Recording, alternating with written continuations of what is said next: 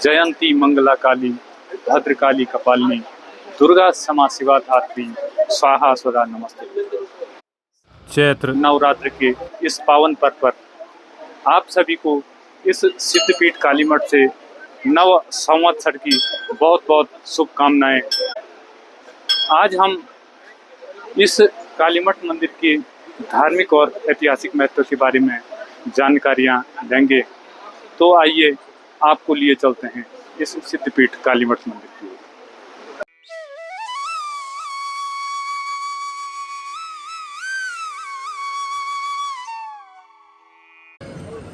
इस धराधाम पर 51 शक्तिपीठों के अतिरिक्त 4 महासिद्धपीठ माने गए हैं। जैसे कि धर्मशास्त्रों में कहा गया है, श्री कामरूप निलयाम वर विंध्यवासाम जालंधरे ज्वलन रूप धराम भवानी कालीति नाम विभवाम गिरिराज पीठे ताम कालिकाम कलिहराम सततम नमामि। अर्थात पूर्व दिशा में कामरूप पर्वत पर महामाया कामाख्या देवी स्थित है और संसार भर के सिद्ध पुरुषों को तांत्रिक विद्या के लिए निरंतर अपनी ओर आकर्षित करती रहती है। वहीं भारतवर्ष के कटि प्रदेश में स्थित विंध्याचल पर्वत पर स्थित मां विंध्यवासिनी नित्य निरंतर लोक कल्याण के लिए भक्तों द्वारा शाश्वत पूजित है।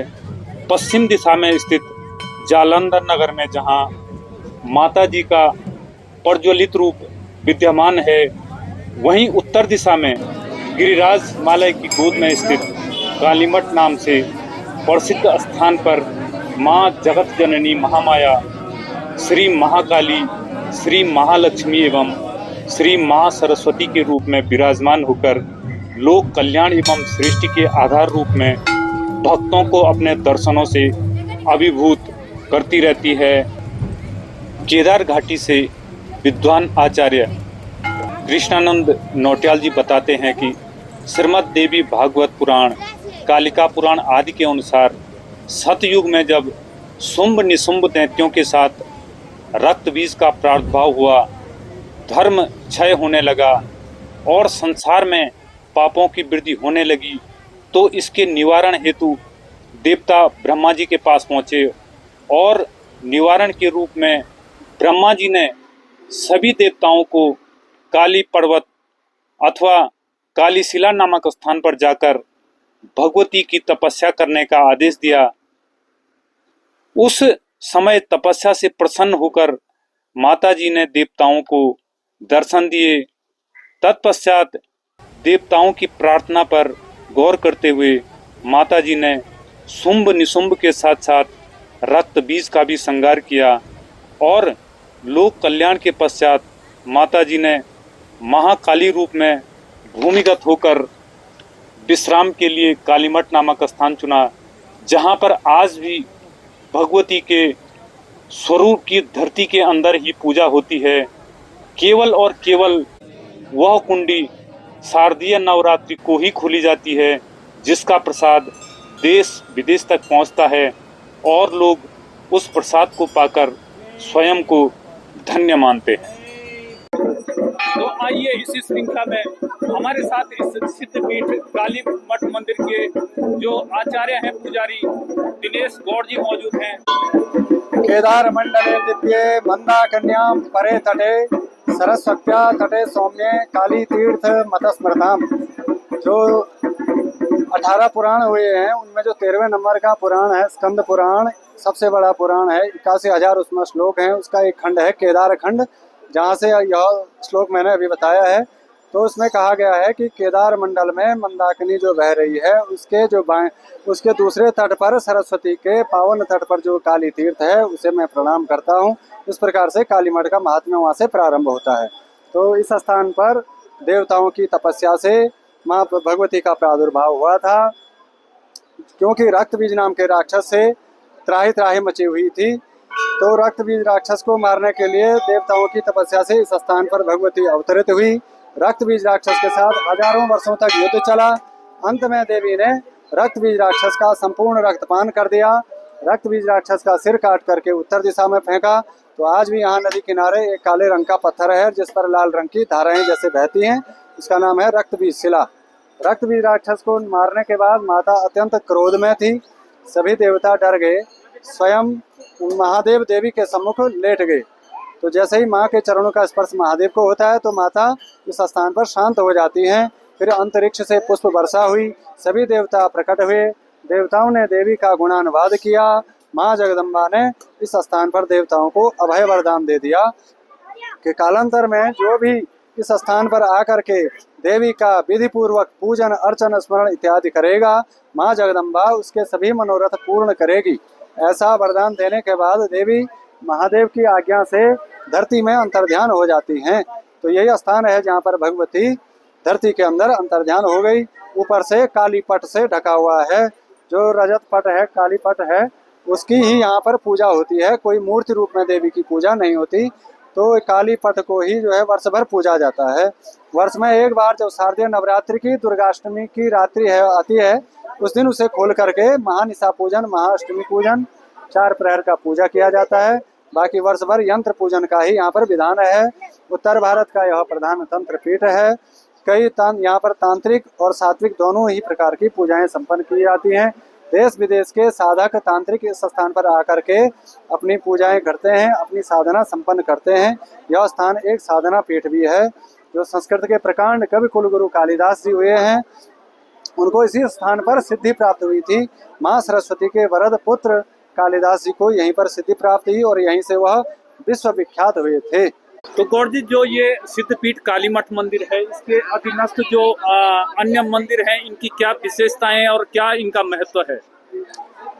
देखिए नोटियाल जी, कहते हैं कि परब्रह्म परमात्मा की तीनों शक्तियां इस स्थान पर साक्षात विराजमान है।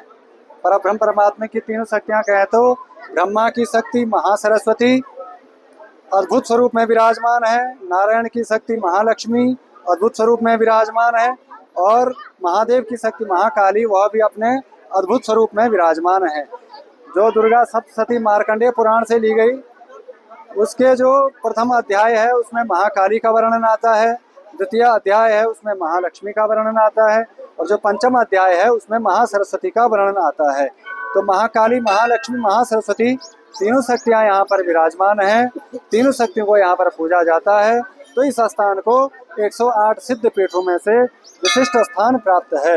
ये तो प्रधान मंदिर हुआ महाकाली मंदिर, जहाँ पर बैठ करके पूजाएं संपन्न होती हैं। तो इसके अलावा आगे महालक्ष्मी मंदिर है। महालक्ष्मी जी कमल निवासिनी न होकर के सिंह में सवार बैठी हुई हैं, और अष्टलक्ष्मी अष्ट भैरव के साथ उनका दर्शन है। गर्भ गुफा में महालक्ष्मी जी का दर्शन है महालक्ष्मी मंदिर में। और इसके साथ साथ वहाँ पर अखंड यज्ञ कुंड भी 3 युगों से प्रज्वलित है। जैसे त्रिजुगी नारायण में अखंड यज्ञ कुंड है, वैसे ही कालीमठ में अखंड यज्ञ कुंड है, वैसे ही राकेश्वरी देवी में भी अखंड यज्ञ कुंड 3 युगों से प्रज्वलित, निरंतर प्रज्वलित है। जहाँ पर काली सहस्त्रनाम यज्ञ होता है, दुर्गा सप्तशती यज्ञ होता है, ललिता सहस्त्रनाम यज्ञ, विशेष रूप से यहाँ पर 3 प्रकार के यज्ञ संपन्न किए जाते हैं। महालक्ष्मी के बाद जो तीसरा मंदिर है श्री महासरस्वती मंदिर। महासरस्वती माता आपने देखा है कि वह बीणा धारणी आपने जहाँ भी देखी होंगी, पर कालीमठ में महासरस्वती जी का जो स्वरूप है वह बीणा धारणी न होकर के अस्त्र शस्त्र धारणी महासरस्वती का स्वरूप है। यानी कि चंडी पुस्तक में दुर्गा सप्तशती पाठ में जो देवी का वर्णन है वही यहाँ पर देखने को मिलता है। तो इस स्थान को सिद्धपीठ कहा गया है। सीट में जो विराजमान है, जी बिल्कुल बिल्कुल। कहीं भी शक्ति के मंदिर में आप जाते हैं तो वहाँ पर वहाँ के जो क्षेत्रपाल होते हैं वह विराजमान, थोड़ा ऊंचाई पर वो विराजमान होते हैं। तो यहाँ पर गोंडा क्षेत्रपाल के नाम से यहाँ से 50 मीटर की ऊंचाई पर बाबा भैरव का मंदिर है। अंत में वहाँ पर जाकर के पूजा संपन्न होती है। इसके अलावा गौरी और शंकर यहाँ पर एक मंदिर है जो विश्व विख्यात ऐसा मंदिर है जो मूर्तियाँ आज तक कहीं नहीं देखी गई है। माँ गौरी और माँ शंकर एक ही शिला पर विराजमान हैं, एक दूसरे को आमने सामने देख रहे हैं, और साथ में नंदी, कार्तिकेय, गणेश, पत्नियां, वाहनों सहित संपूर्ण परिवार के साथ एक ही मूर्ति में वो सारा परिवार, गौरी शंकर परिवार विराजमान है। तो यह सिद्धपीठ के महत्व को और अधिक बढ़ा देता है। नवरात्रों में यहाँ पे विशेष पूजा अर्चना और भीड़ भी देखी जाती है। यहाँ पे देखिए हिंदू परंपरा में आज से चैत्र शुक्ल नवरात्रि, नव संवत्सर और आज से नया साल मनाया जाता है। तो आज से ही नवरात्रि का वासंतीय नवरात्रि का प्रारंभ आज से ही माना जाता है। तो 9 दिन के ये नवरात्र रामनवमी को पूर्ण होते हैं। इस दिन लोग अपनी आस्था, भक्ति, श्रद्धा को लेकर के और यहाँ पर पूजन इत्यादि दुर्गा सप्तशती पाठ, पंचोपचार, षोडशोपचार इत्यादि अनेक प्रकार से लोग अपनी आराध्य पराम्बा भगवती पराशक्ति को प्रसन्न करने के लिए तन मन धन से व्रत अनुष्ठान करके पूजा, जप, तप, हवन इत्यादि करके भगवती को प्रसन्न करते हैं। नवरात्रि का विशेष महत्व माना गया है। एक हिंदू परंपरा में 4 नवरात्र मनाए जाते हैं। प्रथम नवरात्र चैत्र नवरात्र हो गया। इसके बाद आषाढ़ शुक्ल प्रतिपदा से गुप्त नवरात्र प्रारंभ होंगे। अश्विन शुक्ल प्रतिपदा से अशूच के नवरात्र प्रारंभ होते हैं, जिन्हें हम शारदीय नवरात्रि के नाम से भी जानते हैं। और उसके बाद कार्तिक शुक्ल प्रतिपदा से भी नवरात्र। तो इस प्रकार से 4 प्रकार के नवरात्रों को मनाने की परंपरा है। तो 2 प्रकट मनाए जाते हैं, 2 गुप्त नवरात्र मनाए जाते हैं। और अब महासरस्वती मंदिर कालीमठ में मौजूद नन्हे आचार्य पीयूष गौड़ जी हमसे जुड़ रहे हैं।